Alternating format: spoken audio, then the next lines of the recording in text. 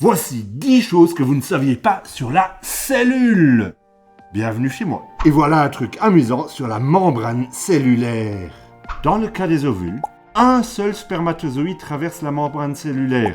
Ensuite, la zone pellucide qui entoure la membrane se scelle. Aucun autre spermatozoïde ne peut plus y entrer. Je vais vous dire quelque chose sur les lysosomes. Il arrive aussi que les lysosomes détruisent leurs propres cellules. Les enzymes de digestion pénètrent alors dans le cytoplasme et provoquent une autolyse. Chromosome info. L'information génétique de l'être humain est contenue dans 46 chromosomes. En revanche, les ovules et les spermatozoïdes n'en ont que la moitié. Et les personnes qui ont une trisomie en possèdent même 47 chromosomes. Impossible que vous sachiez ce qui vient.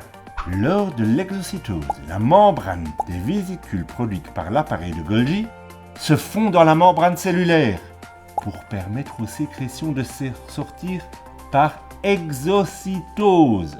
Encore quelque chose sur l'appareil de Golgi. La production d'hormones a lieu dans le réticulum endoplasmique rugueux, puis est transférée vers l'appareil de Golgi afin que celle-ci soit prête à être évacuée de la cellule par exocytose. Voici des nouvelles sur le cytoplasme. Le cytoplasme de l'ovocyte, l'ovule, contient des substances nutritives.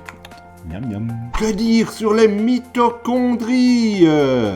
Dans les cellules nerveuses, par exemple, les mitochondries sont nombreuses dans le bouton présynaptique. La formation d'acétate est assurée par les mitochondries de la synapse. Si vous connaissez ce qui se dit dans cette vidéo, likez-la. Divers types de vacuoles font partie du réseau intracellulaire de membranes. L'enveloppe nucléaire, le réticulum endoplasmique, l'appareil de Golgi et les lysosomes font également partie de ce réseau. Les chloroplastes, c'est un monde à eux. Les chloroplastes possèdent leur propre information génétique. On suppose qu'une endosymbiose est à leur origine. 2 centrioles dans un centrosome. Les centrioles jouent un rôle important dans la division cellulaire et la formation de flagelles. Si vous venez d'apprendre de nouvelles choses dans cette vidéo, abonnez-vous, vous apprendrez encore beaucoup.